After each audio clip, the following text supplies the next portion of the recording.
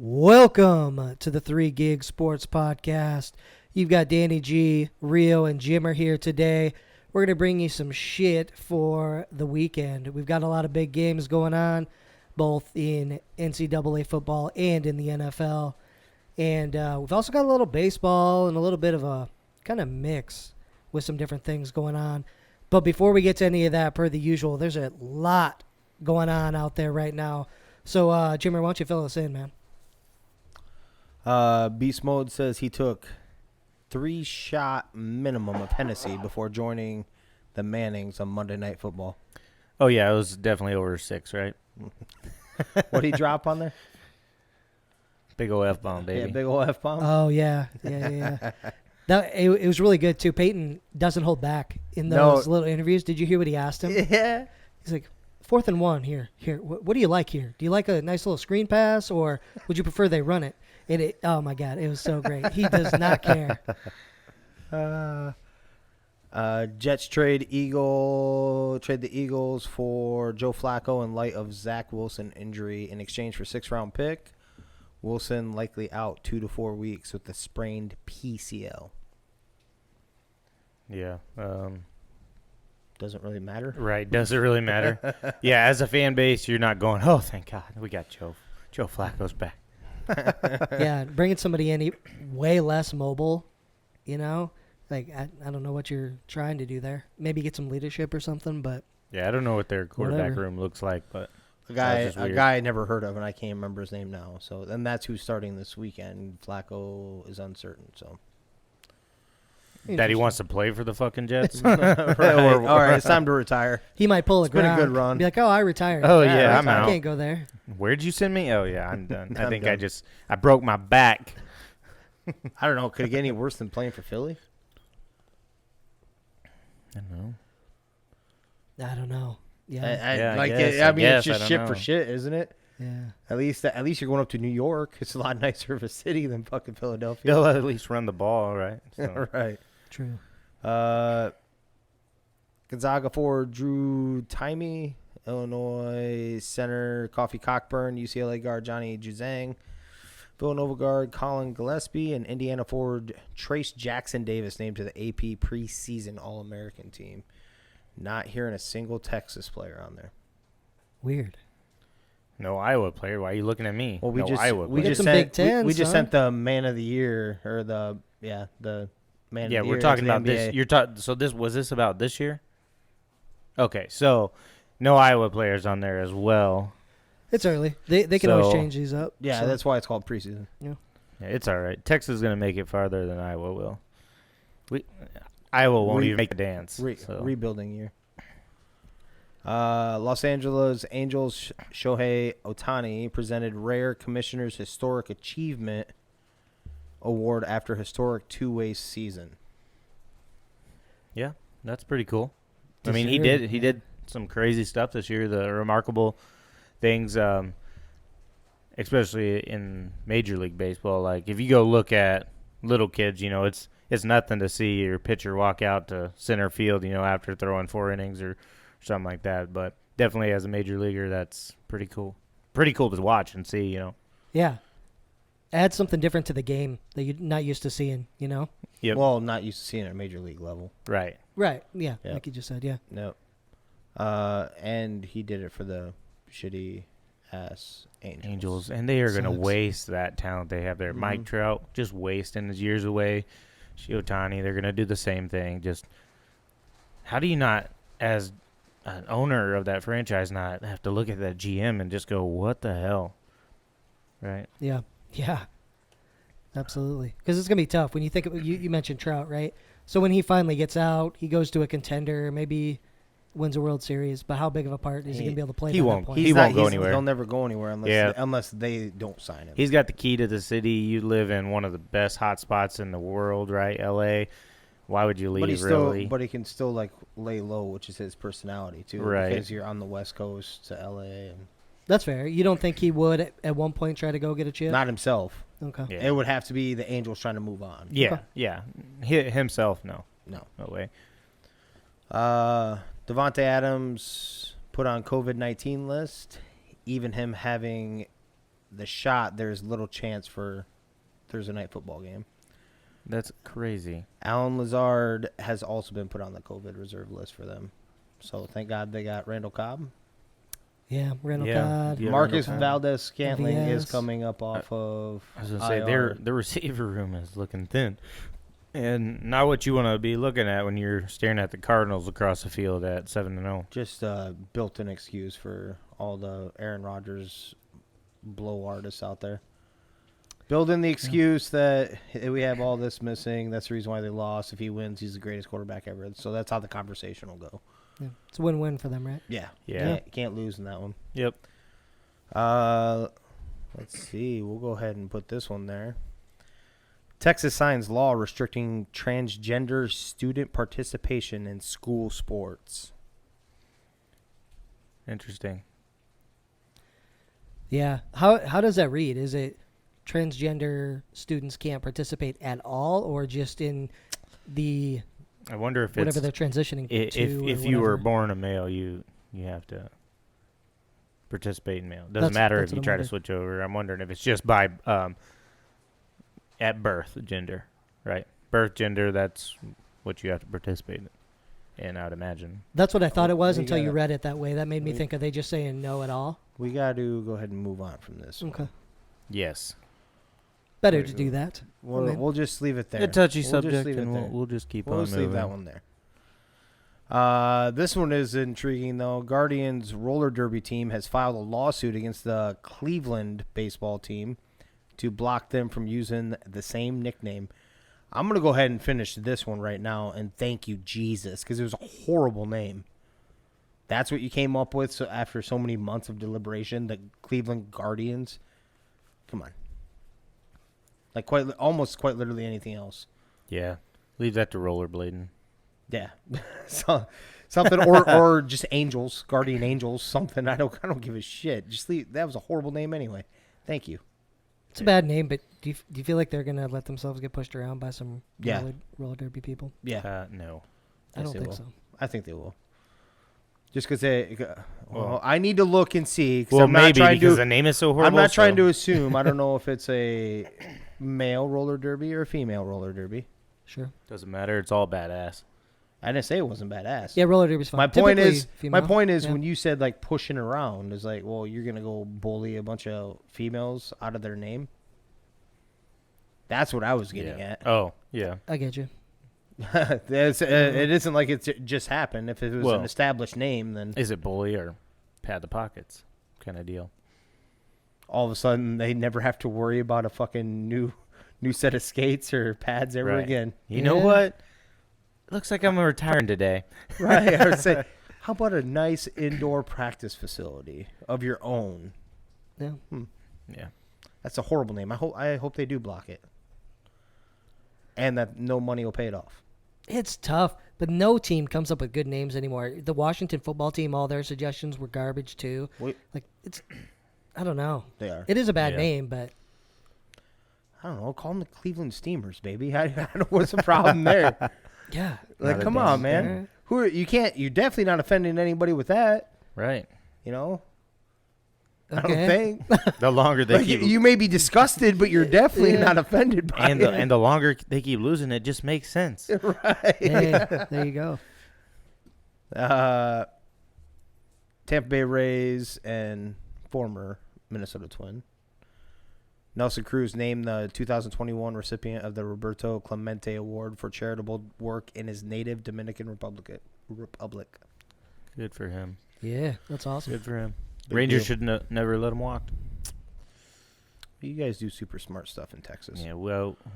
Here's the thing: the Rangers don't spend money for whatever reason. I missed that section over here again. Jesus. All right. We'll just get back to that one, too. Source says Watson, who has no trade clause, is open to more teams in a trade. It's not just the Dolphins or bust. Panthers reportedly no longer showing interest. Yeah, Panthers are no longer interested. Philly, he did say he will not waive his no trade clause to go to Philly, and that's tough for the Texans because Philly probably has the most to be able to give up for him. Not Yeah. very many So- masseuses up there. I doubt that.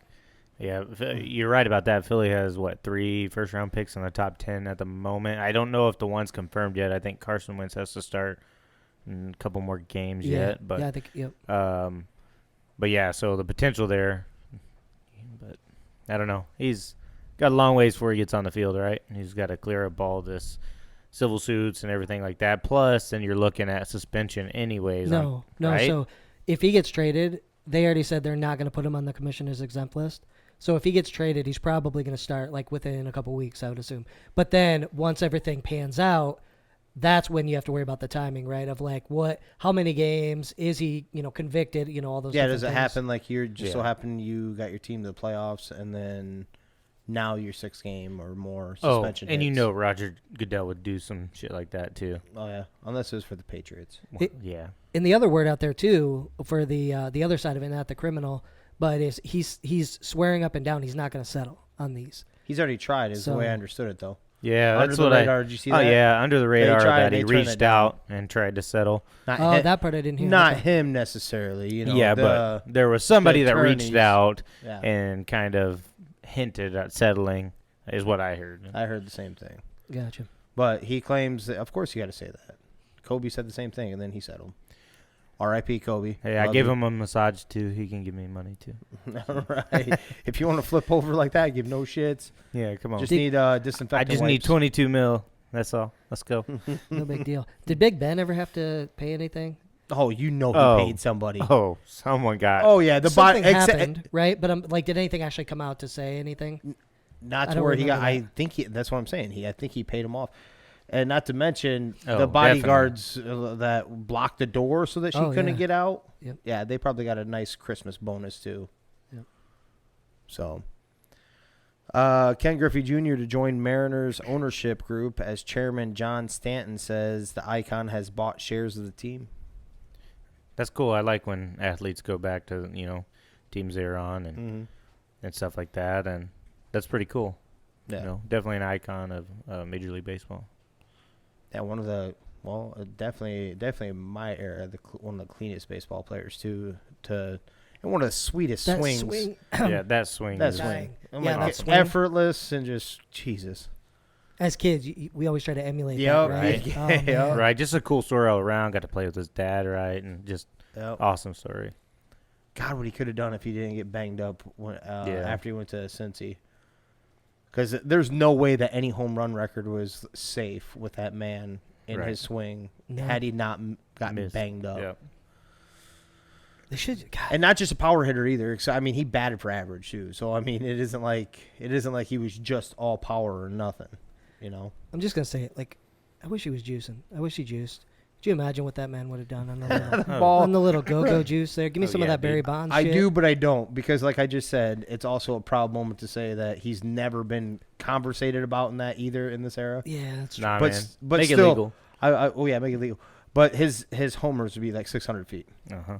Yeah. We want to see that. So make juicing legal for all batters, but not pitchers. Right? We want to see the ball hit miles. Yeah. So, So just to be clear, this podcast is pro juicing, but not pro stealing signals. Okay, Right. That's cheating. No, I'm for it. I'm cool with it. Hold on, This hold on. Since we're going down that rabbit Come hole, a on, little bit, they were people Since- have been stealing signs for years. It's just yeah. they got caught. Well, how they did it was kind of shitty. Like Yeah, the that banging too. on shit. Yeah, Like that everyone too, always but- kind of steal signs, and then they give the batter from second base the fucking People have something been like doing that. steroids for years. They just got caught. What's No, the difference? oh, they didn't just get caught. Hold on. So you're letting me go down this rabbit hole even more. They didn't get caught. MLB, which we are. This is about. We're gonna turn this into a half conversation actually, because they're about to run into this possibly again after this postseason's done. Because I don't know if you guys know this, but the collective bargaining agreement is over. They already had troubles getting that 50-game season in last year. I don't know if you guys remember that or not. The huge old debacle between the players' union and them. They want to play, Was but that last year? yep, Okay. the 2020 season. Yeah. So now you're heading into it to where you don't have it. And the last time this happened was in the 90s. They had their lockout, and baseball struggled mightily afterwards. Mm-hmm. What saved baseball? Quick. Steroids. But yes, but more specifically, what were the two guys? So what are we talking about? McGuire- McGuire and Sammy Sosa. Yes, Yeah. McGuire and Sosa. but they knew steroids were there. They knew it the whole time, but it saved baseball. They turned a blind eye, so they knew it the whole time. You know what I'm saying? Yeah. And not to mention, steroids does not help your game. It will help you hit the ball farther if you make contact. It does not make you see the ball any faster.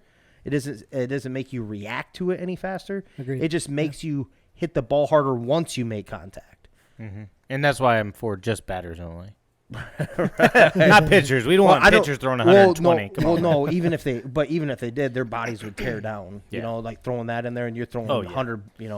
80 to 100 pitches. Let me go ahead and get Tommy Johns here. Yeah, just ahead of time. Right. Line just to them repair. Now that we got off that one. Good. And it is going to be an interesting, weird season next year if they do end up having it or whatever, because they do not get along. Like they're not in the ballpark of an agreement. I don't know if everyone does understand that. They're not anywhere in there. Right. Now you got them forced, and you come off the mound after throwing whatever, and they're making you undress partly and hat and all, glove and everything in it. So not only kind of making it, a little more tension there. I loved how old boy reacted to that. Oh, yeah. God damn it. What's his pitcher? Yeah, it was one of the first ones, right? Yeah, the fucking crazy eye. Yeah. God damn it. Scherzer, yeah. Scherzer starts stripping off. Yeah. Like, yeah, baby. Get it. Be like, yeah, because it was like the third time they went out there and did it. Yeah. He's like, are you fucking shitting me right now? Oh, yeah. That's always been a part of the game, too, though. Substances, you know what I mean? The fucking tacky shit, all that. But all right. Tampa Bay fan who gave up the 600th touchdown ball. By the way, we brought that up right away and had this conversation before. Right. And one of the then they added big-ass more networks stuff did. to him, but they added more stuff to it. They did. But That's what I was about to say. Has received 2 signed Brady jerseys, a helmet, jersey autographed by Mike Evans, game-worn cleats, pair of season tickets for the remainder of the 2021 season and all of the 2022 season, $1,000 credit to official team store, and 1 Bitcoin. Yeah, get out here. No, you take that ball home, and if you don't sell it for $500,000 as sports memorabilia, and you give it back to the team, you're eating lunch with the owners as you're watching the game up in their suite, right? Come on. Yeah. I guess in my sense, maybe he's a super fan. He's like, oh, that's a good idea, but Yeah, I think You can still be a super fan, in my opinion, and still be like, hey, at the end of the day, I understand that you did this, but I didn't ask for the ball. I didn't jack it from a kid that he gave it to. Yeah. The dude came up and gave it to me. Yeah. So you're talking about life-altering money. Yeah, exactly. That's life-altering. That you could take, if you do your shit right, you could take care of your family and generations for, I'm not saying initially, I'm not saying for like $500K, but if he wanted to and he said he didn't want to sell it at all, you wait 10 years. When he retires and goes in the Hall of Fame, man, that ball's going to be worth. Oh. Yeah, that's what I mean. So you're altering your family's foundation of money, you know? Right. So it's, I don't know, maybe it's considered greedy, but at the end of the day, right. That's just a po folk talking. Yeah. Right? Yeah. Yep. That don't have that money. He didn't get near enough. So nothing between when we talked about this the other day and now has changed, in my opinion. It doesn't matter. No. Not even close. not even the 1 Bitcoin. No. Well, okay, $63,000. Right. Yeah. This ball bare minimum 500 in my mind. Bare minimum right now. Not to mention what it'll go for in right. 10 years when Tom Brady's still playing and his 1,000th touchdown pass goes across. Right. But still, the 600 where you this wasn't even a conversation. I don't know. I don't know if he makes it out of the stadium with that ball. You would ask for security at some point to help you walk out, but. I'm just saying, I don't even know what the team they'd probably toss him all kinds of stuff, Yeah, but he didn't put up much of a. Exactly. No, he gave the ball away in the standstill. It's like, no, dude, what are you doing? No, we could chat afterwards. Yeah, right. Somebody recorded. They asked him after, and he's like, "Well, Tom Brady asked for the ball back. What am I gonna do?" Did I ever bring this up? You say no, right? Because once you hand that ball off, you've lost all your leverage, right? Yep. So he's like, "Well, I want a golf game with Tom Brady." Well, dude, you gave the ball up, man. Like, right? They don't owe you shit anymore. No. Did I ever bring that up in the last one about Tony Romo? What he said on air? Offering his wife. Yeah. I don't think you brought it up because it showed up a couple days later, I believe. But you share. I saw it shared on Facebook. So, Just kind of funny. and then people like chat, Yeah. cheering him Oh on. yeah. Just running them through the mud, kind of. But yeah. I hope they realize that he doesn't mean it. Right. I'm gonna venture a guess that the man does not mean anything malicious by it. Right. It's a joke. I mean. Yeah. That man's It's not like- getting canceled. Don't worry. like- He's fine. Right. And why would you? Because he's one of the best. I love listening to Tony Romo, like when he's dissecting Awesome a game and shit. commentator. Yeah. Hopefully, I want to see him go coach somewhere eventually. I think that'd be awesome. You No. have to get paid. No, I'm greedy. I like listening to him. He's on, the I wish he would. I wish he highest would come paid, to right? Fox. I think he's don't. the He highest might paid be. commentator. He needs to come over to Fox, get rid of Joe Buck's bitch ass and Troy Aikman, who I'm tired of listening to. Because first off, they always tag And here's a America's Game of the guy. Week. America's Game of the Week. I'm like, what? Because it's on Fox? Like, no. If it has the Packers on there, the Cowboys, or Tom Brady, it is America's a team. mess up in that commentator's booth. Yeah, it is a fucking full-fledged mess. I know you've seen that meme with South Park and the dude in front of the computer and all the white shit everywhere. Not sure what you're talking You're about. lying, son of a bitch. But that's it's so bad up there. It doesn't matter who they're facing. And I get so tired of listening to Joe Buck. I would love for him to go. Are we there. all? No, we all aren't tired of that guy. Yeah, like, God. And Brave starting pitcher Charlie Morton says he's sorry to his teammates for not being able to pitch longer in Game 1 of the World Series last night after taking a 102-mile-per-hour comeback hit to break his leg, and will keep him out of the rest of the World Series.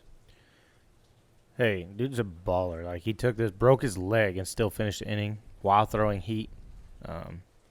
So, not his fault, Stuff like that happens. Obviously scary, and hope he recovers well. But still crazy for him to finish that inning like he did. Yeah, agreed.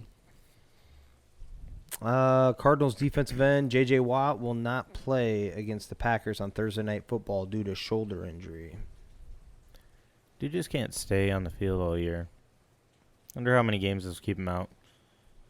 And yeah, it just seems I'm like not he sure if they has said, but he's got just an injury bug that.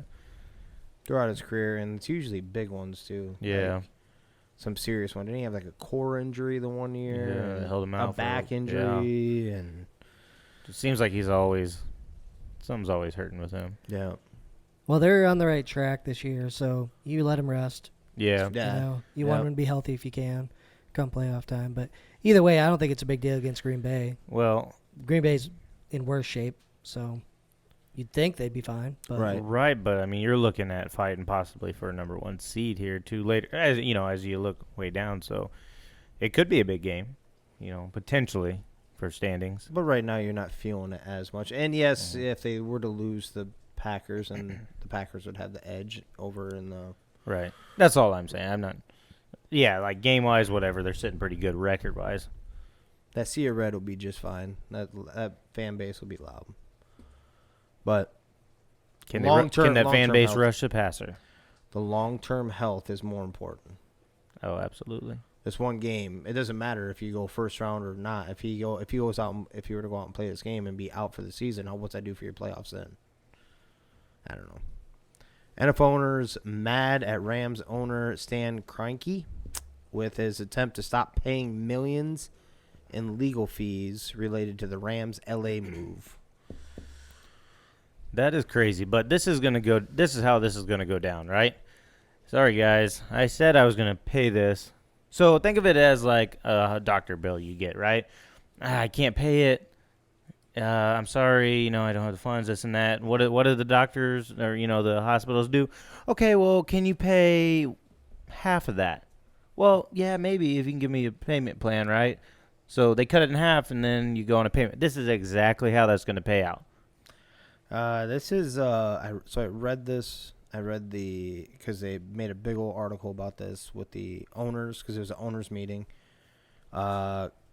Kroenke, whatever, at one point was even asked to leave the room while the other owners were in there discussing this. Oh, wow.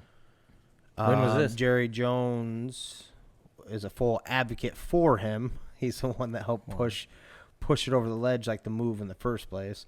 Yeah. Now, I think I do remember. What that. I don't know, what I did not know, was that the reason why this is a big deal is that the city is suing. St. Louis is suing him, and I guess evidently they have every right to, because the NFL went past its own bylaws on team removals. I don't know the exact extent, but basically that's what it is, and and part of the agreement, which is what what's his name, John Mara, the owner of the Giants, said, and they said this that he mentioned at least twice in this meeting to make sure it was very clearly stated that Stan said that he would pay all legal fees for this if the move happened. So that's the reason why they're all pissed, like because they're all paying for this. I don't know if you guys know that. As this goes on, every owner is chipping in. Even the bills are up to 6 digits. Wow, paying for this move. That's Not crazy. for the move, for the legal fees in it. I mean, they'll be pissed all they want, but I think in the end, I mean, the rich are going to protect the rich and rub the back, whatever it takes, basically, is what'll happen. It'll blow over, I think. That's my personal belief. But. Well, that's where, in the same meeting, that's where Mark Davis said that he wanted to see the Washington football stuff released too, but it was also because they weren't even the ones that were voted to go. So part of this deal is because the Chargers only had to pay $1 million a year or something like that to him for to play in the stadium? Like, it's their stadium, but he pays only like $1 million or something like this for the movement of the teams. Versus, well, the original agreement was actually supposed to be the Raiders and the Chargers, because both of them had expiring leases. The cities weren't working with them on a new stadium, the whole works. So they fast-tracked the Rams because the Rams already have a fan base in L.A., and they went by their own bylaws. So that's the reason why this legal case is a legal case in the first place. But it's something he agreed on with all these other owners that, hey, if you make sure my team is the one going to L.A., I will continue to pay the legal fees. So... Yeah. There, you can't bypass the legal fees, because it isn't like it's the NFL owners versus Stan. It is the city of St. Louis against Stan. You know what I'm saying? Or against the NFL. Yeah. So it's against the NFL. It's not against Stan. It's against the NFL. But he made the agreement that he would pay it. Yeah, I don't know. I me personally wasn't a big fan of the move. Sharing stadiums and stuff like that. Like, I don't know. I think the team should be spread out in different cities. You have different fan bases, not split a city in half. You get. So, I mean, I get it. I mean, yeah, the I second biggest absolutely market, get it. And I get what you're saying too, because there's plenty, especially in football, it has shown that a small market can support an NFL team. Yeah. Look at Green Bay. Baltimore is not really huge, ladies and gentlemen. St. Louis wasn't big, and they supported their team. That was never the issue. Right. Yeah, I don't know if you guys remember this, but when the XFL went in for the few games that they had the St. Louis, whatever their name was, it doesn't matter. Yeah. But they packed their parking lot. Yeah. They packed the stadium, packed the parking lot, had an actual fucking right. If you put tailgating experience out there. If you put a team anywhere, I mean, people are going to come and support. Right, but especially what in football. happens is the owners are wanting more revenue and more this and more that for, just padding their pocket. That basically is all it comes down to. That is all it is. And it also helps that I do believe Jerry Jones owns property out in L.A. too. So it also comes back to that old Cleveland Cavaliers thing. I don't know if you knew that, but the owner, Dan Gilbert, owned a bunch of downtown property in Detroit, and he was adamant about pushing for the Detroit Pistons to move their stadium downtown, their arena downtown, which should have no bearing on him, but he owns all kinds of property down there so that drive would increase businesses, drive businesses down there, drive your property value up. Because it was in Auburn Hills. So there's It's all always about the dollars, man. it's just like the government. There's always something underlining. Someone's padding something. Yep. Not my pocket. LeBron will miss his second straight game tonight against OKC with the ankle injury. I'm a little upset. not about this news. A little upset that we had a conversation off the air the other night. And my opinion is that I think this team would do pretty damn good with Russell and the pieces that they have by themselves. Maybe they should, and I'm a LeBron James guy, maybe they should trade LeBron James. And what's ESPN run with today? Should Russell Westbrook, I can't remember what the exact line was, but it was basically like run it himself or some shit like that. I'm like, Are you fucking kidding me? Because I was thinking the same thing. I'm like, because they play, the way I watched them play when LeBron wasn't on the court and it was Russell, they just play a much more free-spirited game. There isn't like slowed up. Everyone's kind of, Russell's, you've seen him play over the years. He's an attack machine. So even if he's not the one trying to score, he's going to find a cutting Anthony Davis. He's going to find that three-point shooter, shit like that. Right.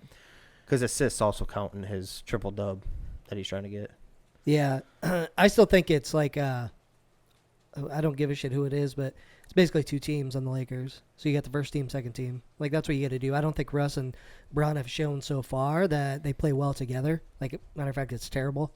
Trading him, okay, but I mean, LA's not going to win a championship with Russ. But though. why is that? So, what? Why is that? Because they're basically two different speeds. So it's the half court, kind of slow down. I want you to dig a little deeper here. We've talked about this. It doesn't matter even about the speeds, I don't think. But yes, it is two different speeds. But what doesn't LeBron do if he doesn't have he the doesn't ball move in his around hand? at all. Yeah. If the play isn't for him, he does not partake. Yep.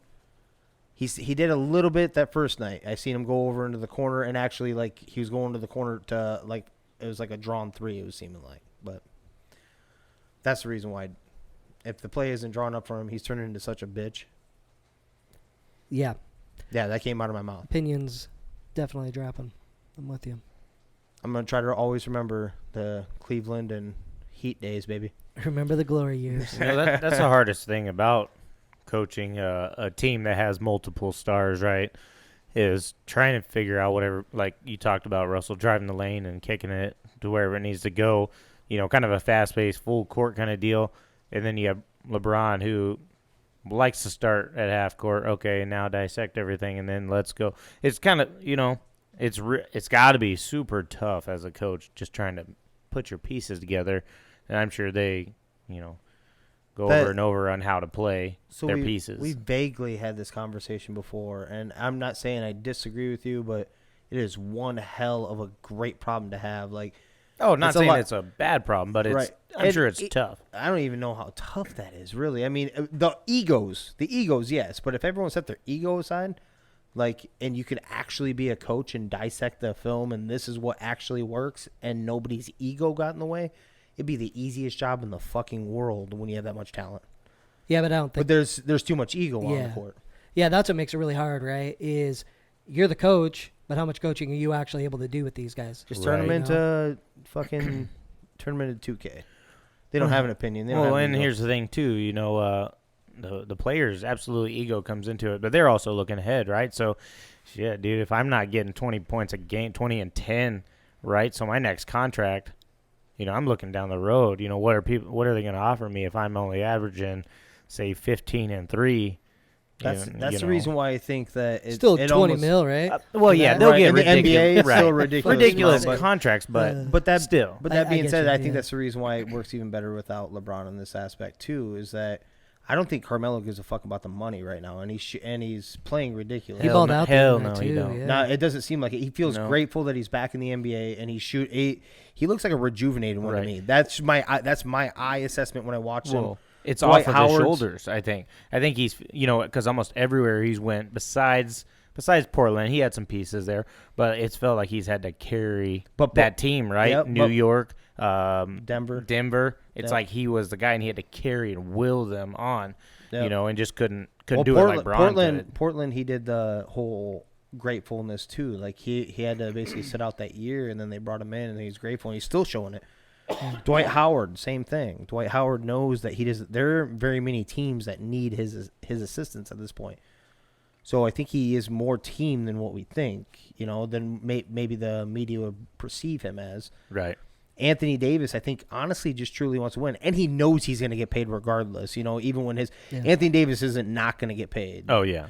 Russell Westbrook, even at this point, knows he's not going to not get paid. But I think you are getting into the LeBron conversation of, yes, he's getting towards the end, but he hasn't, as in the end of his 3-year deal that he signed.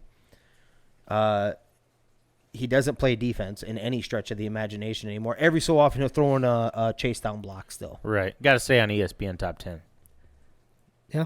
What's that? Got to stay on ESPN top 10. Yeah, he is not playing like an angered person. Like, you remember how he's putting those tweets out and disrespected during the summer or whatever about number one player in the side. Right. You're not playing like that in any way, shape, or form. No. If you felt disrespected, you'd be playing defense every fucking minute of the game. You'd be leading by example. You don't need to just be, I don't know. I watched it. I'm not impressed with him. He's got to change his attitude. Yeah. Chicago Blackhawks president of hockey operations, Stan Bowman, has resigned after investigators released their findings on how the team handled sexual assault allegations against former video coach Brad Aldrich during the 2010 Stanley Cup run. Senior Director of Hockey Administration Al McIsaac is also out. Disgusting story, right? Like, It just total bad news all the way around. Bad for hockey, bad for Blackhawks. Tough. Are we talking about Penn State or are we talking about the Blackhawks? I didn't know Sandusky Well, got out, but Whatever, but it's just... Okay, so I do have a question, though. It's a terrible story. And there's going to be some big repercussions, which there should be. But what is his title? It was head of... he's president of hockey operations. No, the other guy, the camera. Or let's see. It was Head camera coach? No, video coach. The fuck is that even mean? Right. It's kind of like that special position that was created for Sandusky. What was he? That doesn't even seem like. Can you tell me what he was with Penn State? Shower specialist. Hey, bad joke, but Sorry. but Is that where we crossed the line? no, that's where we draw it. Okay. I didn't say you crossed it. Right. We just draw it right there. But regardless, it was the first player that came out and talked about it. Was called up from basically their minor league system just before the playoff run started. Mm-hmm. Hey, good for on that note, good for them for coming out and saying something, and because that's tough. That is. That's tough. As a man. So good for especially. Yep. Yep. That's an ego thing too, and Mm-hmm. supposedly happened to another one, and then another player of the same situation, and then I can't remember another person that worked in the offices of the Hawks, as in it was like a lowly person. Oh man. Yeah, What? yeah. It wasn't just one, maybe two. No, Fool me once. This dude's spreading seed, and I'm not talking about fucking farm season here in Iowa in April, Holmes. Oh my god. Man. That's That's nasty. Jesus over there. I'm not trying to make light of it. I really do mean that. Hey, kudos for someone for stepping up and saying something. More power to the guy. ESPN did put his name out there. I'm not going to do that. I'm not going to say that. So, it was reported as John Doe, and then all of a sudden name came across. Don't need that bullshit. So. Yeah, that's fucked up. Yeah. I can't imagine being in that position. So you're a vulnerable kid who is thinking I got to take advantage of whatever opportunity I get, right? Yep. And he's using that. Right, and you're looking at this and you're like, and I can't even imagine just thinking this is what I have to do to make it to my dream, right? Right. As in, like if I don't do this, they're gonna think that I'm a problem. Just get rid of me, and there goes my hockey dream. You know? Yeah. Well, I it's got not called even up. them. It's like this guy can make it a problem for me. This This video guy. coach. Right. Yep. Like, Who the fuck is this guy? Yeah. Yeah, 100%. Okay. Oh yeah. On our own personal note, at least speaking for myself, Holy shit. My What dream- happened? What happened to you? my dream. What? It's like you were. No. I'm talking about this. Oh, okay. My dream would be over right then because the Yeah. dude would be eating teeth. Yeah. And I'm not trying to call that guy out for anything. I understand what his, but mine personal, yeah, it's been a good Right. run. Yeah. All right. Well, I mean, I'll go factory life. potentially, life-changing money, right? We said that earlier. Yeah. Life-changing money, you make it to the league, right? Potentially. So, I mean, I guess I can get why he would do something or yes. think like that maybe. Or feel like he had to. Yeah, feel like he had to, but no, I'm just saying tough. my own personal. I'm like that's been a good run. Yeah. And the breaking news of just a couple hours ago, Texans running back Mark Ingram traded back to the Saints. Brandon Cook says on Twitter, "This is bullshit. What a joke." Yeah.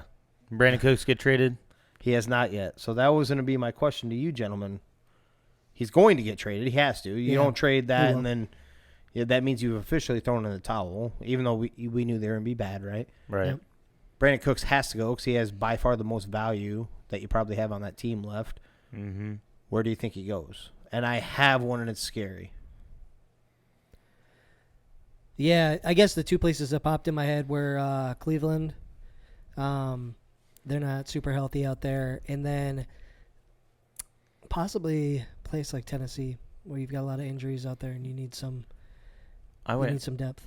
I think Packers. That's exactly where I was going. Packers, then kind of, you don't have anybody really consistent outside of Devontae, right? Yeah. You got some nice young players, but they're not consistent. And Brandon Cooks has shown over his tenure of the 4 or 5 teams he's been on that it doesn't matter who the quarterback is. The dude can ball. So, and you stick him with the Aaron Rodgers. Mm-hmm.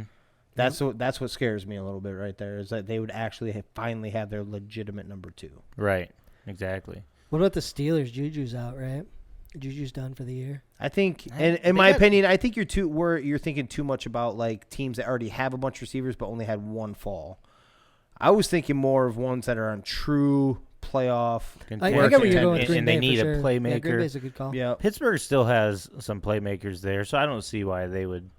I mean, Matthew Stafford's been balling out. Maybe. But besides Cooper Kupp, I mean, you could have a reunion back in L.A. You could have you could have it down in New Orleans because they don't have a receiver. Cooper Kupp plays a spot, though. He does. Inside slot, so.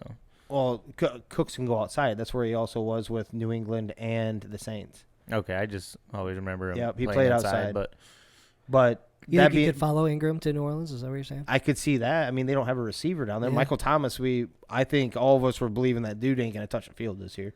Right, but so if you're – it depends on what you have to give up. Like, do you – right, and you don't know about Jameis, as that QB. So if you keep losing as New Orleans, do you make that trade? I think they're trying to get Russ. So that's one of the landing spots. What did you just say? Well, one of the landing spots for Russ is definitely going to be New Orleans. I think so. But no sure thing. So do you make that trade and potentially have to give up? They think they're still competitive. Mm-hmm. What are they? Or what's their record? 4-3, I think. Does that sound right to you? Mm-hmm. I'm not sure. I guess I have it. I guess I can slide down. I'm on the page. Yeah, 4-2.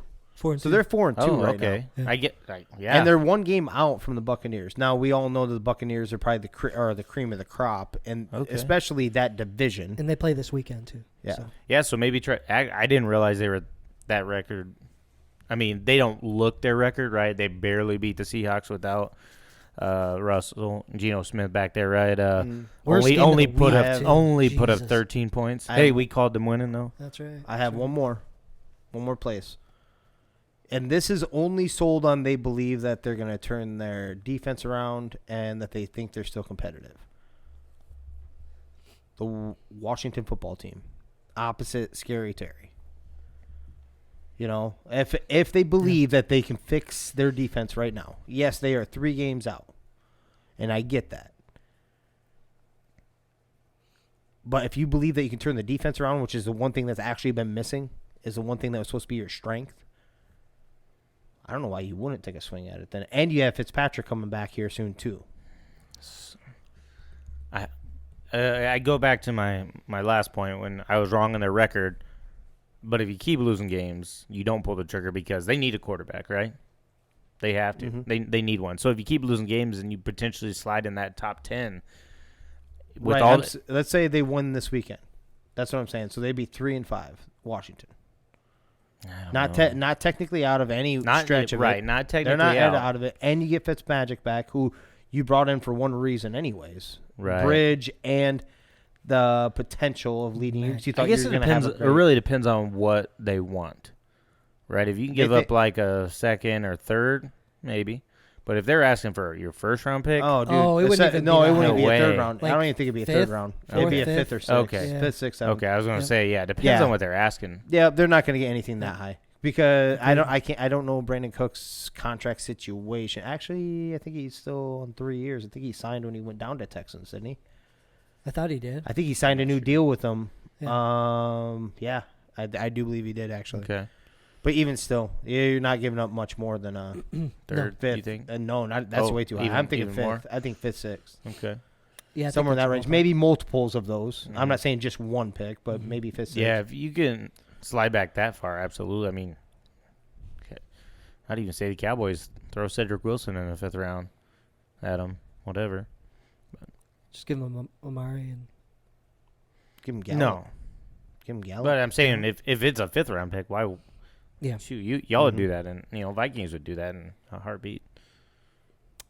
Well, I have one more question for you right now. We just established that the Washington football team, the Eagles, Giants, doesn't matter, are all 3 games behind the Cowboys. Dak Prescott is dealing with a calf injury. Yes, he practiced, they said, in full, but was still careful on it. And that he needed to make sure he needs to go through extensive testing before he goes out. Do you not even roll the dice? And do you just sit him for Sunday Night Football for one game to make sure you're good? We're talking a lower body injury. 3-game lead is the main point of this. Right. In a not good division. In the NFC least. Hey, we're not last in the records for division. it's true. That's the point, though. You're a good team, right?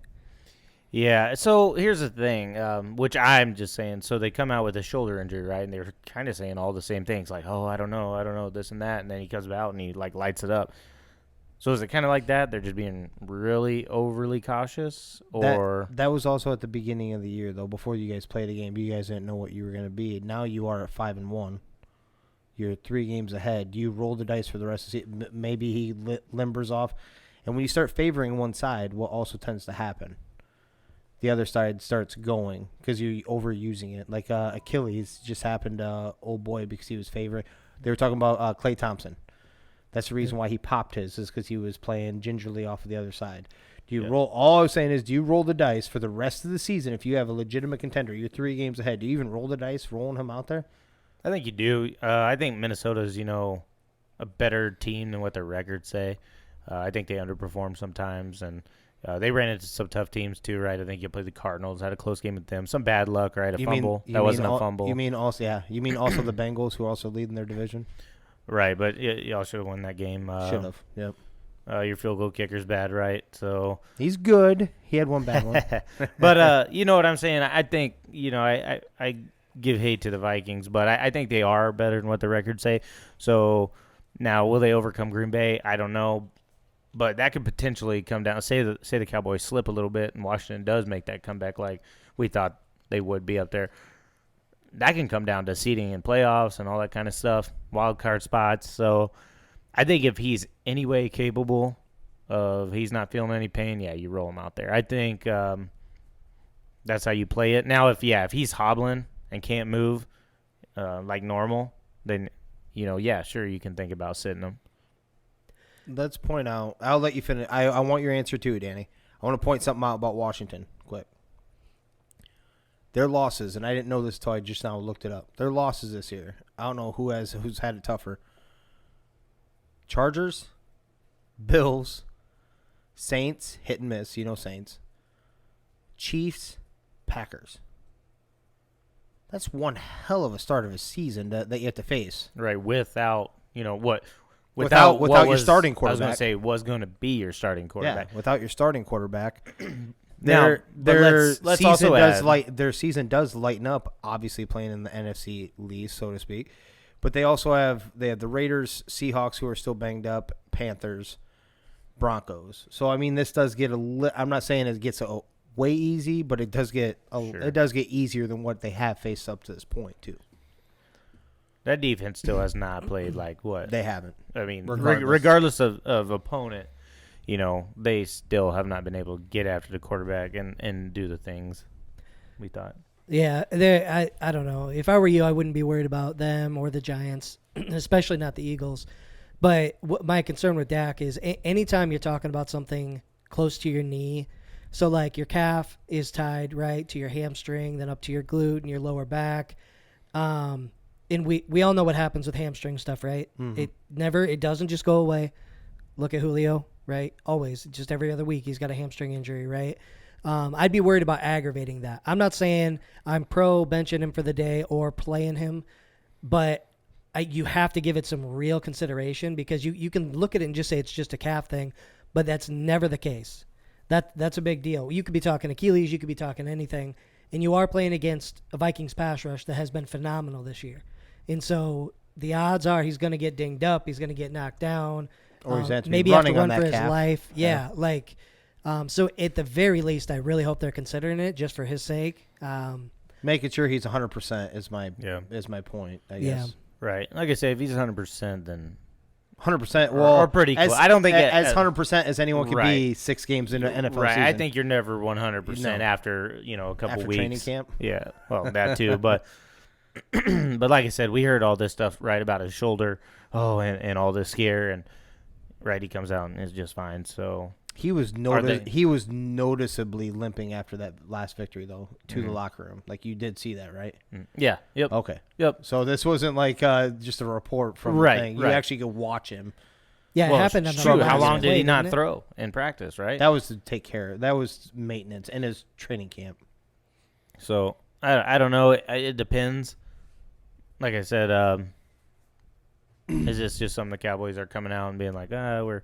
Because that's what it almost felt like with the shoulder, the way they're like, everybody's so cautious and everybody's worried about him and should they play him? And then he comes out and like lights it up and it's like, okay, well, what the heck? Were they just saying this stuff to say it and put it out there? I usually ride on the side of caution, especially after you just paid this man. Well, I think everybody. I didn't even put the emphasis on the money part.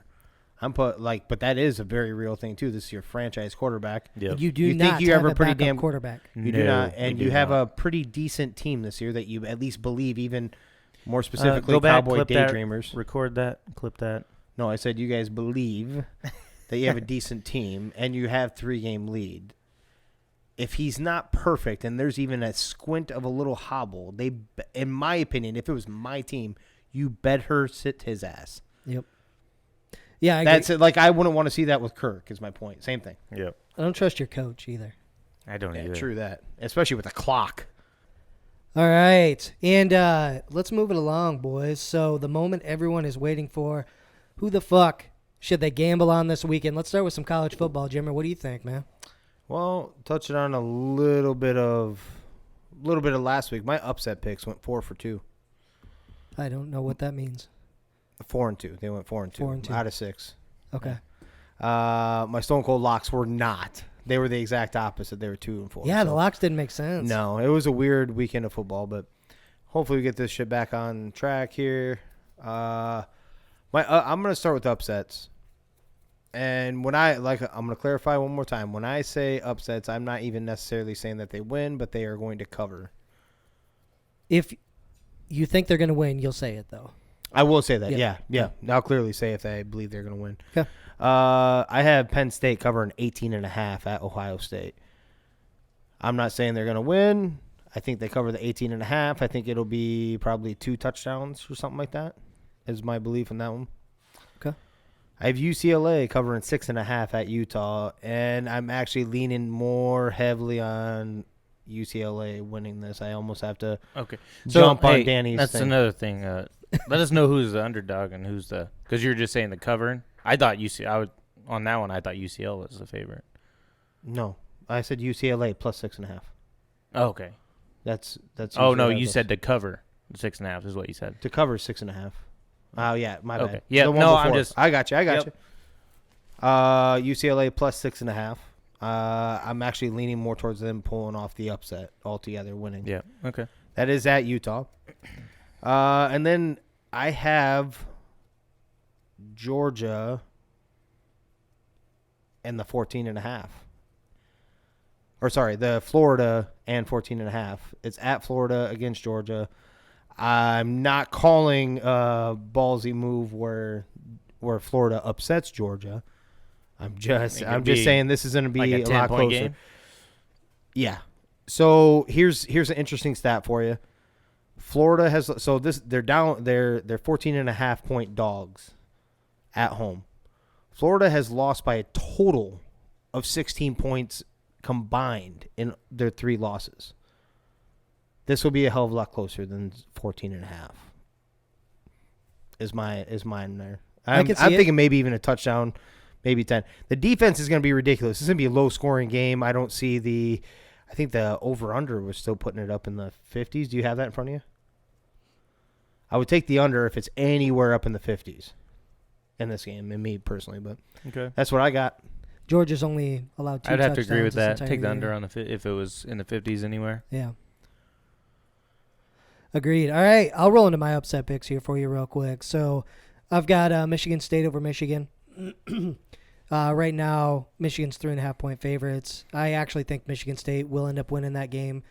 Michigan doesn't have the greatest run defense. They average about $120 or so a game. And Kenneth Walker slipped to number 2 in total rushing yards. So to that Syracuse boy. I can't remember his name. But he's about to take that back over. He'll get over $150 on Michigan. The Florida line is over under 50.5. I would take the under in that. I would definitely take that too. But go ahead, Danny. Yeah, good call on that.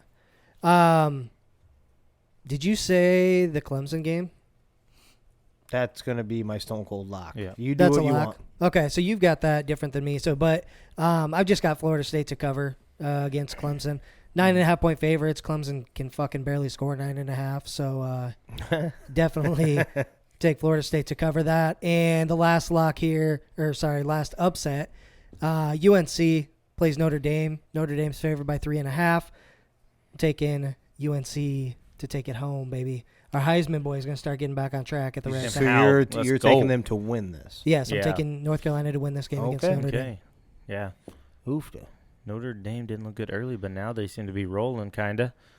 All right. We'll go to my picks. I got Coastal Carolina. Had a slip-up game, but they're going to cover that 17.5 over Troy. Troy's quarterback in concussion protocol. Not sure if he's going to play. So don't know how well they're going to be able to move the ball if he does not play.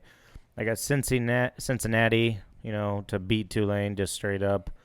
So my next 2 underdog picks, Purdue 7.5 underdogs. I say they will beat Nebraska. I think they beat them by.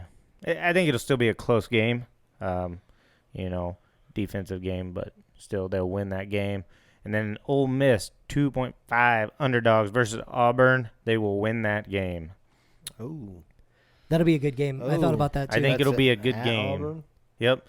I think that'll be a good game, but Corral is playing lights out. I think he continues to roll in that offense. I think it'll be a high-scoring game, but Right on. What do you got for locks this week, Rio? so I just kind of picked everything that I like and that what I would bet on. I don't really kind of lock it. It's everything I would bet on. Oh, that's everything yeah. right there. Okay. Yeah, that's how I do my picks. Just everything I would bet on, and then I include underdogs in the picks as well. So Okay. Got it. yes, sir. All right. My stone cold locks. Stone cold locks. Ladies and gentlemen, last week was an aberration. Pay attention. He's hopefully. feeling confident. He's Hope- looking bubbly over And there. hopefully you didn't jump on that Feeling Giants at 9 confident. win. Hopefully not. Fucking Yeah. bet either. Yeah. Well, not yet. May come back screaming with that one. I have Kentucky covering that 1.5 at Mississippi State. Kentucky had a heartbreak of a loss, went into bye. They've had a couple weeks to think about this and a game plan for this.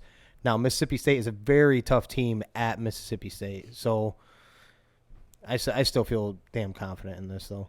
Dangerous game, but yeah, okay. Kentucky lost to Georgia, but they played them way better than anybody else has, man. Yep, up to that point. Yep. Yeah. You got a good team this year. I have Florida State covering the 9.5 against Clemson for all the same reasons that you did. And then I'm just going to keep on this one. I'm riding the train of I don't care what the line is on Clemson, whether they're favored, whether they're fucking dogs. They're not covering either which way. And that's what the trend has been. So I am going to ride that wave right now. They look so bad right now. They really do. And it's sad because they were a very fun program to watch the last 7 years. So, but either way, they prove it to me that you can 9.5 is way too much. Yeah, I agree. A lot of people thought they were going to be the new Bama, right? Well, Bama would never slip up like this. Not like this. Somebody had been fired a long time ago this season. Yeah. And then I'm doing a little different. Texas at Baylor. I'm taking the over 61.5. I don't see how in any way, shape, or form that this goes anything under that 61. I'm thinking easily 70. Easily. We watched Texas drop 70 themselves at one point this year. Yeah. This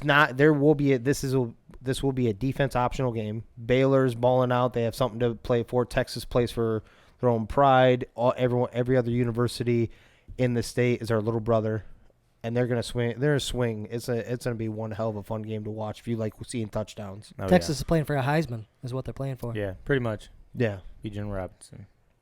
And that's what I have for Stone Cold Locks of college football. Boom. All right, let me give you a couple more here. You bet on this Pitt over Miami. Pitt's favored by 9.5. I wish I'd have seen this last weekend because I did figure Miami would get that 5th loss. This week it's coming. Pitt's going to throttle them. I think Pitt could win by 17, 20 points. Ooh, they're playing too well, man. They are. You gave some good insight there last week too when we talked about those games of that quarterback Kenny Pickett. Yeah. Yep. So I think they're going to roll against Miami. They get that 5th loss to hold that stat true. Baylor is going to cover over Texas. I agree with the number. This is going to be a high-scoring game. Mm-hmm. It's in Baylor, though. That's a tough place to play. I think Baylor's going to pull that out, probably win by 3, maybe a touchdown. And then I've got the same as you when it comes to the Kentucky. I think Kentucky ends up beating Mississippi State. Maybe 7, 10-point game, roughly, but they're going to cover that too. There we go. Was there any other games you want to touch on in college? I mean, actually, more specifically, I'm not going to touch on them, but it's one hell of a schedule this week, gentlemen. Yeah. I'm telling you that Michigan game is probably going to be the biggest determiner for Big Ten championship, possibly college football playoff, a lot of different things. I think did I bring that up on our last podcast that this is the tool of where you could end up getting a 3-way tie in that East division. Yep, you did. Yep. So that's a damn big game. We already mentioned Baylor, Texas. You do have Iowa at Wisconsin. Wisconsin's been obviously underperforming, but this is a rivalry game. And I do believe Chris said that Iowa is the dog in this one by 3. Well, and that his name's escaping me. That D-back is out again too. Oh yeah, Riley Moss. Yeah. Yep. So that hurts. So yeah, that one stings. I'd bet Iowa here, and I will bet Iowa. Another Virginia and BYU, both 6-2. They're playing. Yeah. Yep. We mentioned Georgia, Florida. There's a couple more down here that I wanted to point out. And wait, you mentioned Auburn. I'm actually on the Auburn side of this one. I think Ole Miss they're riding a hype train, absolutely, and they're on a high. They come into one hell of a hostile environment in Auburn. Fresno State, San Diego State. San Diego State. SMU and Houston. That's going to be another defensive optional game. Right. Probably take the over on it. It's 62.5, so it is pretty high, but I'm with you. I'm actually that I still think that one touches 70. I think so too. I really do. They're going to be You have airing it out. Like You have number 20 Penn State at Ohio State, which I already mentioned. Did you already mention Fresno State at San Diego State? San Diego State, did you say, are they undefeated? Yeah, they're undefeated, and Fresno State has lost 2 games, so they can tie things up here if they can get this dub. But it is in San Diego State, so they're traveling for it. I guess we'll see. There's a lot of hype around that Fresno State quarterback, so we'll see if he can pull some things through. Both teams are really good. I wouldn't say defense optional, but they'll put up some points in this game too. And that's what I had there. Just want to make sure we made mention of some of these. If you like college football, this is one hell of a week to sit down and watch some. Definitely. Kick her over to some NFL. Rio, what you got, bro? Actually, I do have one more. And not a game. I had a question for you because we brought it up. Spencer Rattler. Yes. When does he go to the transfer portal? What is your thought on him going? Because we all agree that he's gonna go at some point, right? Yeah. Yep. Unless for some reason he gets the starting job back and he tears it up, right? Because then it was just a hiccup before he goes to the pros. So, under our assumption that he's going, when do you think he goes? So I think he's gonna stay with the team. And as long as they're still doing well in the race and staying up, top 5, I think, or in that hunt, right, for the 4, I think he stays, right, because you're one injury away or a bad game away from being put back in, right? So he can potentially get a starting job back. But I think if they lose a couple games, he's just going to hit. He might as well just leave. So you're saying in at least 2 games. Right. Yep. I think they lose 2 games and they're kind of out of getting in that top 4. He'll go ahead and I'm going somewhere else. So, generally speaking, I agree with you, but I'm thinking about this kid and how emotional he is. I think he could end up leaving like as soon as next game because he gets pissed off about something. I think that he's obviously not a team player. He's obviously, if he gets pissed off, he doesn't exactly hide his emotions, right? Mm-hmm. I think he could end up doing something stupid and try to transfer real soon. If I don't know what necessarily would happen to cause that, but I think he could go sooner than later. Yeah. I was going to say like Oklahoma just rolling in the next one, or even Oklahoma struggling like they did against Kansas, and they lose and they still don't go to him. That's where mine would be. Like, let's say they lose this weekend. And then they still throw Caleb out there. And they still throw Caleb out there. Yeah. I think that would be the final one. I think he still has a small glimmer of hope, or thinking that, because what you were saying, that if they still have a chance at that 4, or if they come in because I think we've assessed that he is kind of a bitch. So, and feelings, in his feelings. Yep. So my point is if the team came crawling back to him, let's say they fucking lose, and then Lincoln comes back and like, hey, made a mistake or something, however that conversation will go, then he would stay. But we need you. You're a real important part of our team. We made a mistake. Kiss my ring, Lincoln. Yeah, it would be something like that. If not, then it is the reason why I brought it up, because I believe it's going to happen here very soon. Yeah. The only way it doesn't, the reason why I brought it up, is because the only way it doesn't is if they give him the job back. Like, he struggles in the first half so badly, Caleb, and Spencer jots back out there. I think we're like a game or 2 away, win, lose, or draw.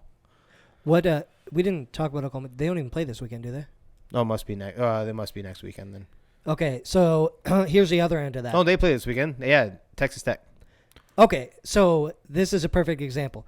Caleb Williams goes out there, throws for 400 yards and 5 touchdowns. That could be Rattler's gone. That could be the one too. He's like, that's it. He's like, all right, there's no way. Yeah, I'm not. There's no way Lincoln Riley's going to turn the ship around and come back to me. Yeah.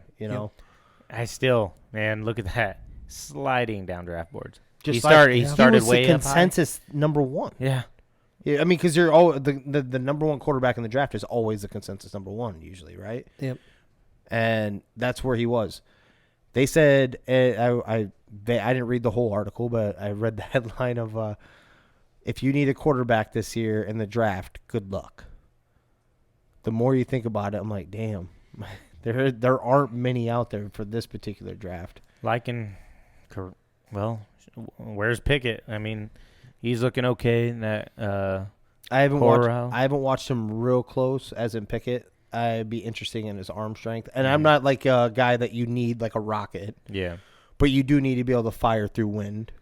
That Fresno State quarterback is legit, like NFL quarterback style and everything. You know, kind of Peyton Manning-esque. Is he eligible? Because they didn't have him in the top. Yeah, so I think they're thinking like potentially the Lions or something like that could end up getting him in the draft. So that's the one I think of. I think the Lions, especially after the way they acted, they with their starting quarterback, they have to, right? They almost have to draft a quarterback. Yeah. Like, all right, Goff, you're off the hook. But they'll end up drafting a receiver or something stupid, right? That's just what they do. So no, that's old school days. All right, and you said you were gonna kick her off with the NFL. What do you got? What do you got for picks? Yeah, I can. Absolutely. So, all right, let's talk about upset picks real quick. So, I think a lot of what Vegas has out there is definitely, I don't know, spot on. But I've got Jags over Seahawks. Seahawks are favored by 3.5. I think the Jaguars come in there and beat them. I think your Hall of Fame potential quarterback. I got that. I'm chuckling because that's one of my upset picks too. And go ahead, finish what you're saying. Yeah. I've got to ride this boat. This is kind of like what you did with the Giants. I've got to ride Washington for one more game. I think they end up beating Denver.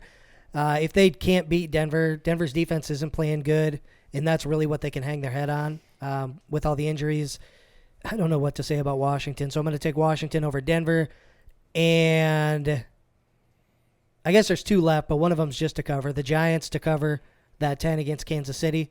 Even with all the injuries, they're just kind of finding ways. Like, they beat the shit out of Carolina, which didn't make any sense. And Kansas City sucks real bad right now. And then lastly, I've got the Titans over the Colts. Colts are favored by 1.5. And the interesting stat about this game is in Indy, the winning team in Indy over the last 7 games has averaged 31.3 points. I do not see Indy scoring 32 points in this game. So if anybody is, it's going to be Tennessee. I think they keep rolling over Indy. Okay. You nutted on most of mine. Yeah. I was gonna say really you got 2 of mine. You touched on 3. Great minds think alike, baby. You know, we're not far off. So I'll still go down them too. Yeah. For my upset picks, I have the Lions plus 3.5 at home against the lowly Eagles. This is where the Lions get their one win. Yeah. You know, I was sitting on it and it was like, ooh, win. You know, they've been close and then, you know, been blown out a couple times. It's like they can't go again, right?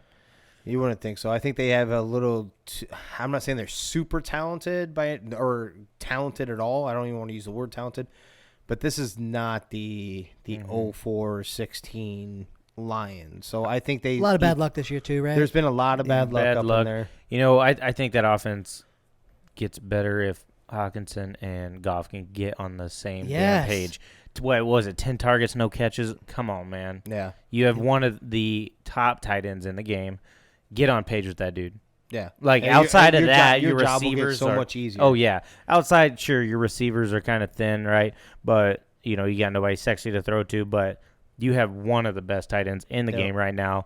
Like I said, he's throwing to him. Paired up with 2 decent pass catching backs in the backfield too. Yep. So it isn't like you're completely right.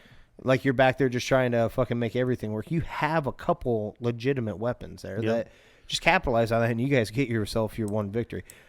For Jared Goff, do it for yourself. Like, because you're not going to be there next year. Show somebody else that you can still do it, that you weren't just a system guy.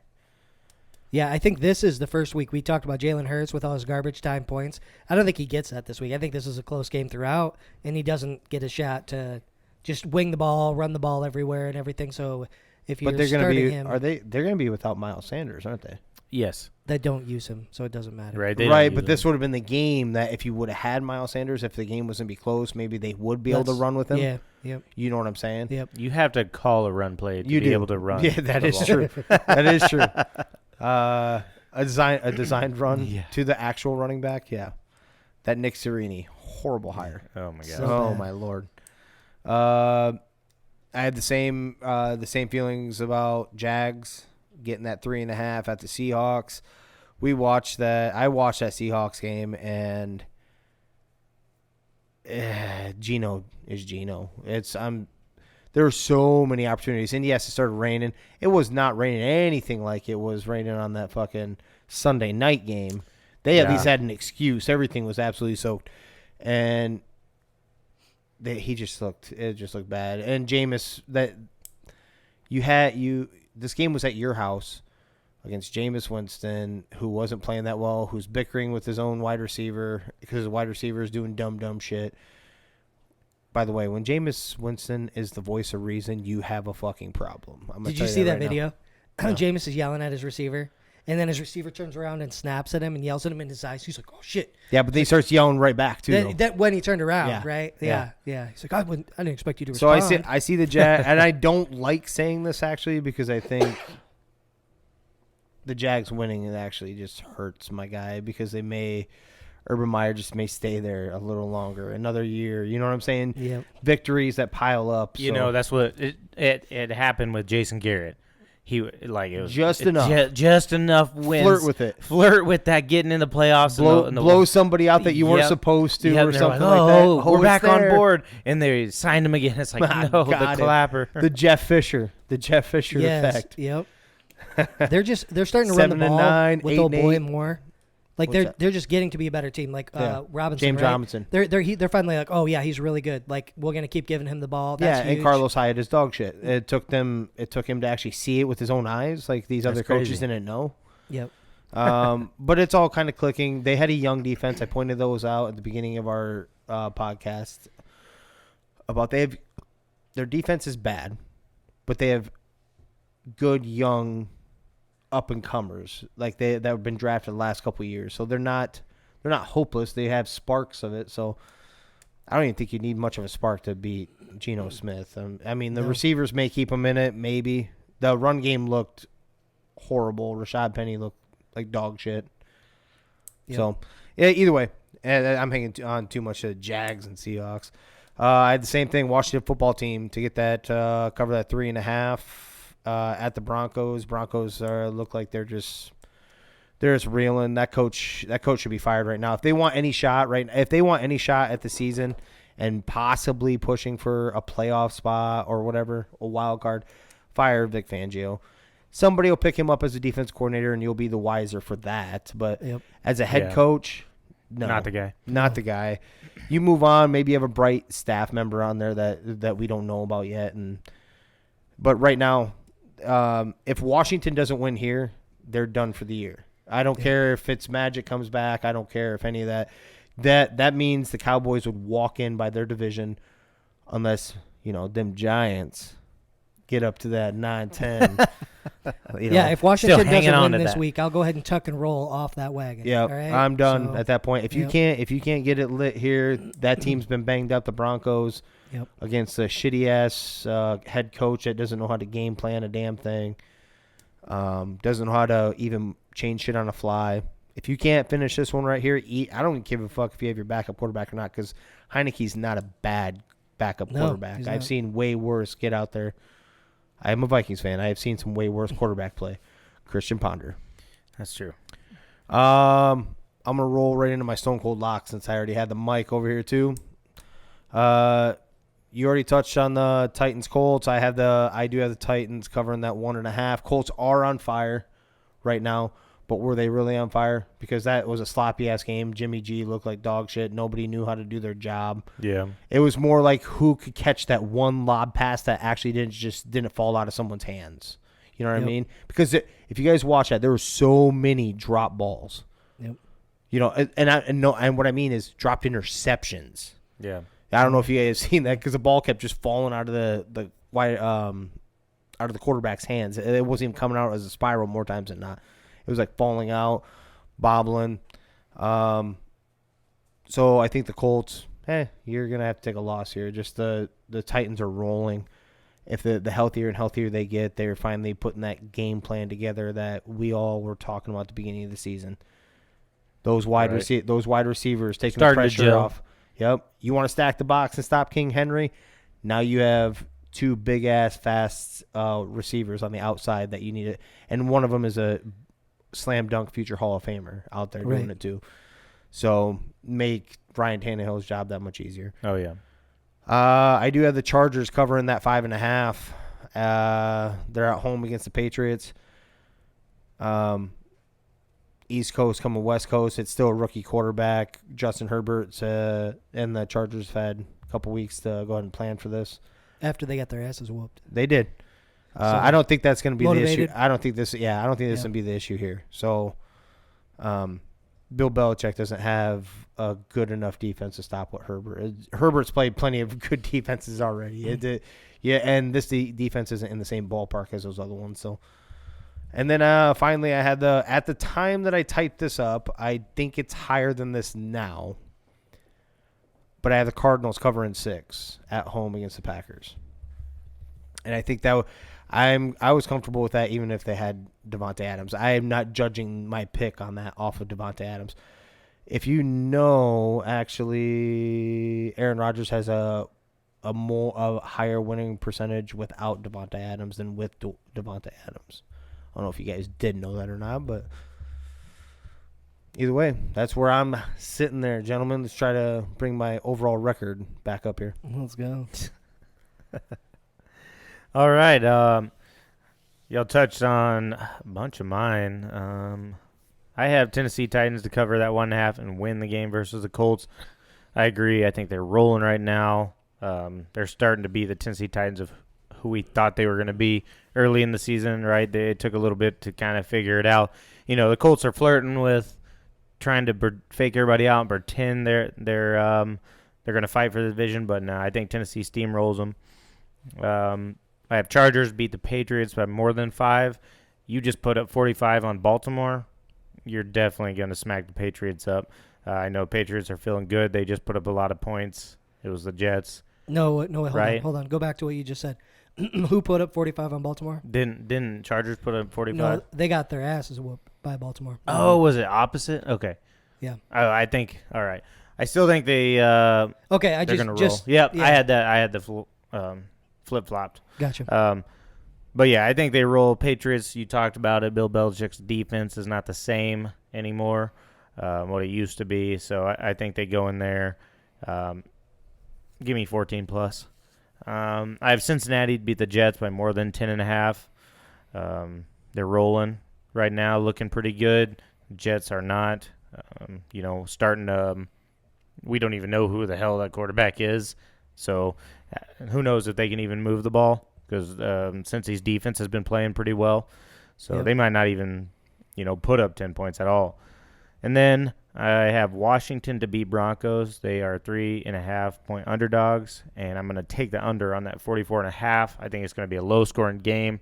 The defense are going to kind of slug it out because both the offenses are kind of stagnant right now. So in a low-scoring game, I have Washington beating the Broncos. Got it. Yeah, so there were some easy ones to take as locks, right? Bills play the Dolphins. They shut them out the first time they played this year.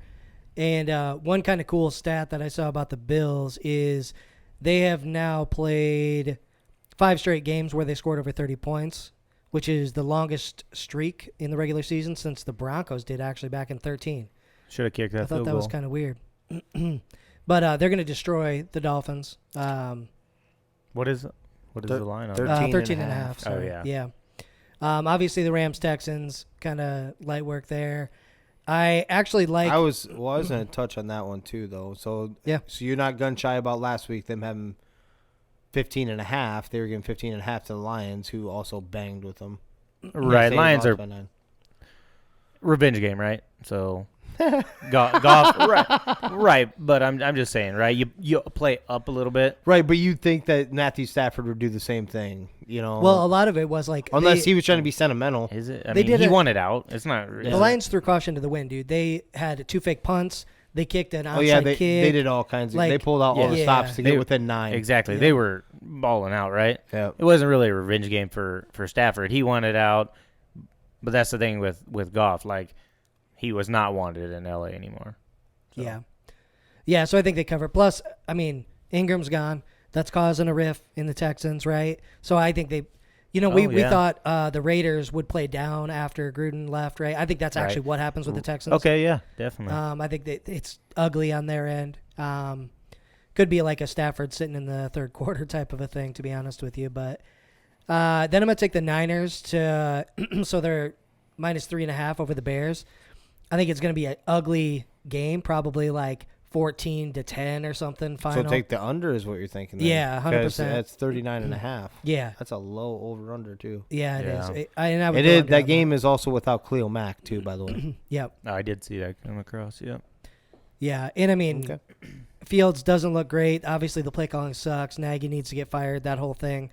But I've got the Niners to beat the Bears. And then one, not that anybody gives a shit about, but Falcons, they're favored by 3 against the Panthers. Mm-hmm. The Falcons are starting to utilize their talent, Mm-hmm. and they're starting to actually get things moving. I think they probably beat the Panthers by like 14 this game. Jesus. So, yeah.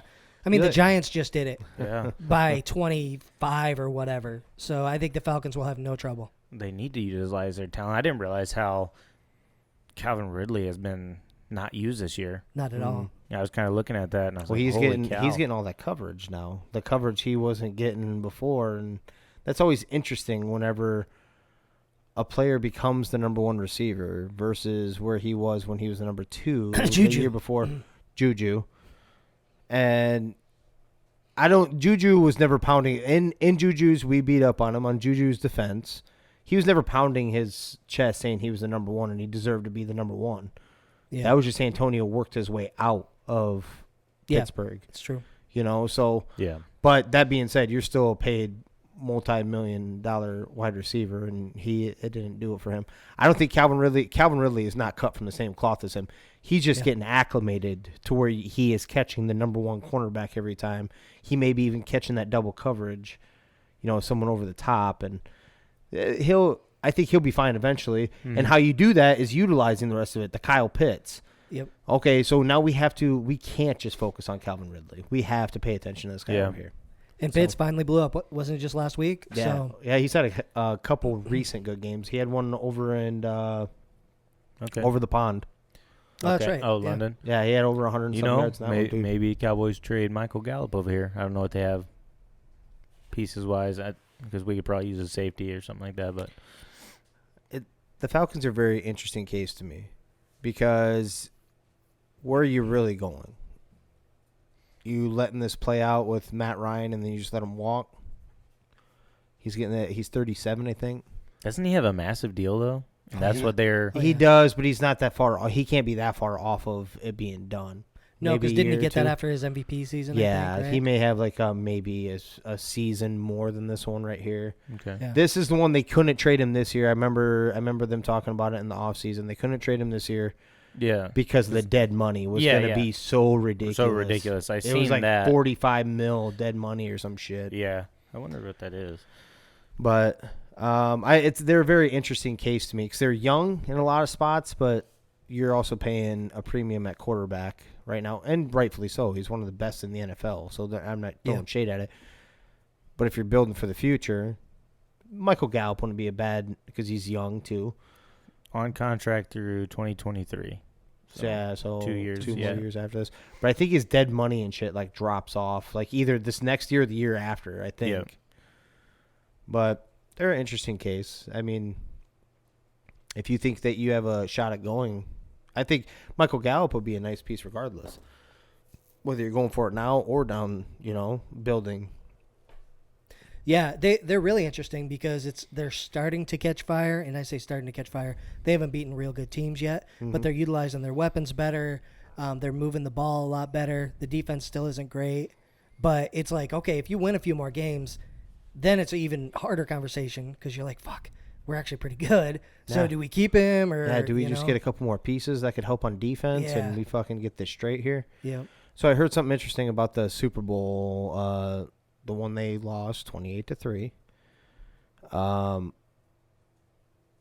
I did not realize this that year. That was so heavily the offense. They were like, what you knew this about them being like ranked the number 2 offense or whatever that year. I did not realize their defense was actually in like the bottom third. Yeah. Even with like Vic Beasley, if you remember that was his only breakout year. It was a contract year, 14.5 sacks or some shit like that. I do remember that. Yeah. So I don't know. I would love to see Matt Ryan go somewhere that he can win. Arthur Blank's an awesome owner, everything that I've ever seen. He backs his players. He does whatever, and he's very loyal to his guys. But I think we've crossed over into you're in the young age now. Let Matt Ryan go somewhere where he can be and where he can compete right now. I was just reading. I think it's 15. It falls. So last year, it'd have been like 65 million dead money.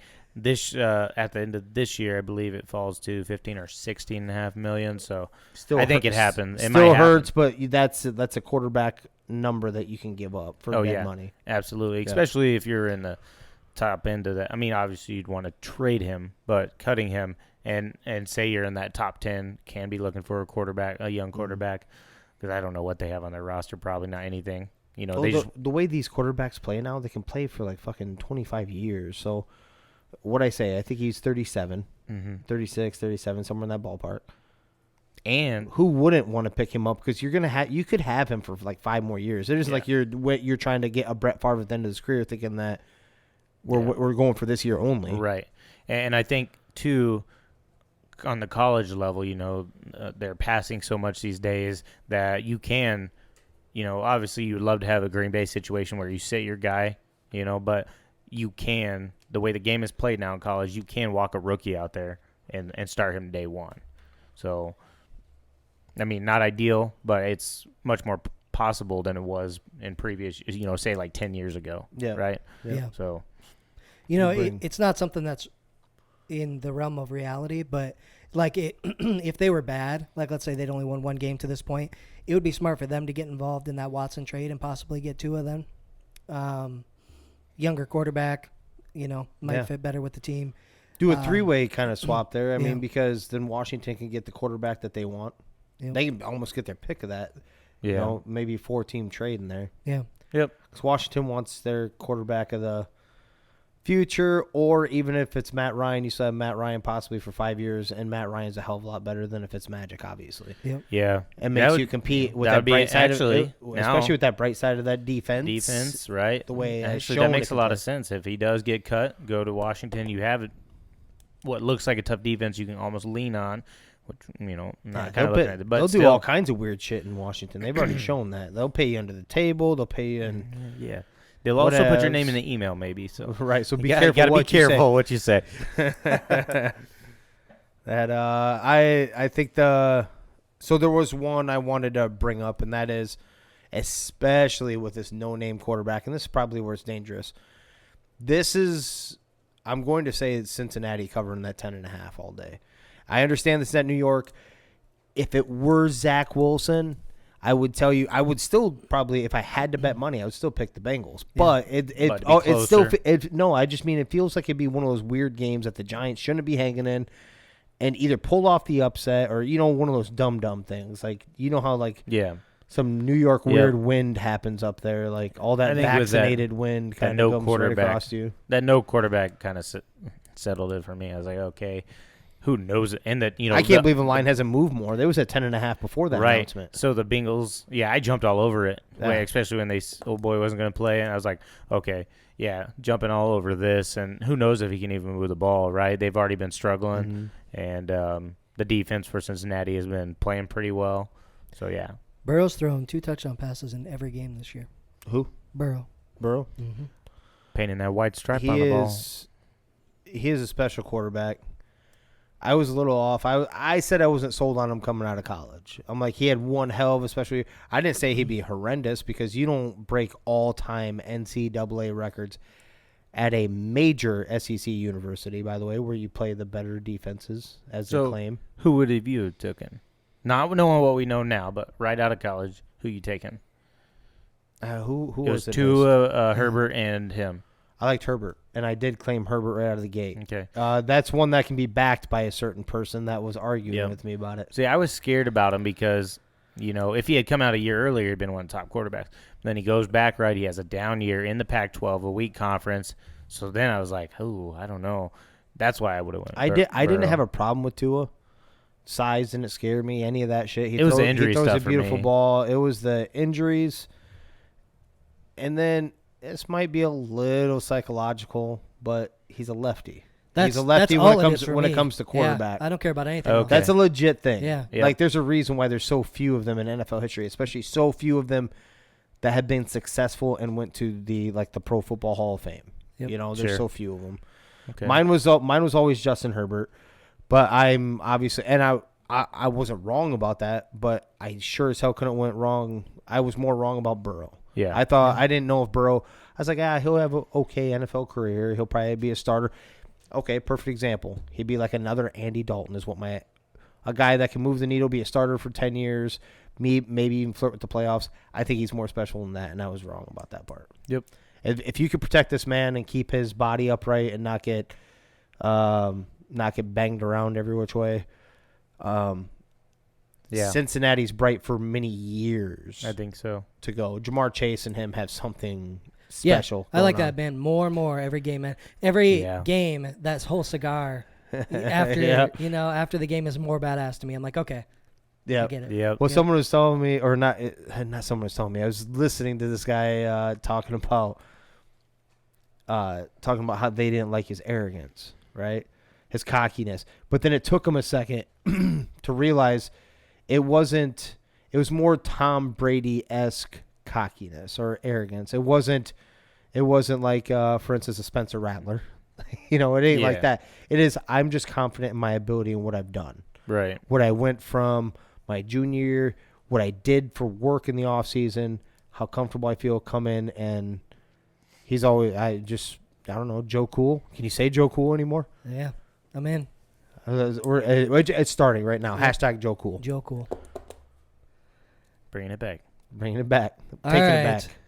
So Rio has decided to step up again and bring us a beautiful episode of It Makes Sense if you don't think about it. So I'm going to turn this over to you, Big Dog. All right. I got a couple. Let's see. I got to think about which one I want to do here.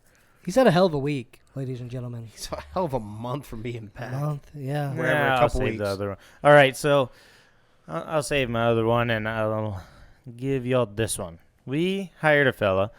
He's a weird fella, and, and not weird. I guess he was just kind of particular and strange cat. But this guy works for, I don't know how long it was, but one day he takes his underwear and his socks. Okay. We're calling this one, you son of a bitch. And he washes them in the sink, right? Not that big a deal. A little weird, right? Because I talked earlier No, that's on weird. an earlier show. No, it's just weird. It is, but I talked earlier about how we had showers, right, with curtains. Like, you could have done that not in the sink that you wash your hands, right? But whatever. He washes his socks. He washes his underwear that he had just worn at work. And, you'd think, okay, well, he'd dry them up, like, somewhere not on, say, the vending machine in the fucking break room. Stop it. Dude, this guy takes him out. So the vending machine has like a air vent that blows air out. He hung them on the air vent, socks and underwear, to dry out in the break room where everybody can see them. What in the fuck? Was he going to wear them home? This happened. This is real, like, so he legit. He got touched up about one. He kind of freaked out. I was in the same row as this guy. I got to build off yours a little bit here. So I was in the same locker row as this guy. Someone touched him up for that, about having him out there. So what's this guy do? He grabs the boxers, brings them back in to the locker room, and hangs them up on the fucking wall right next to all of our lockers. Not inside of his locker, not in his fucking truck.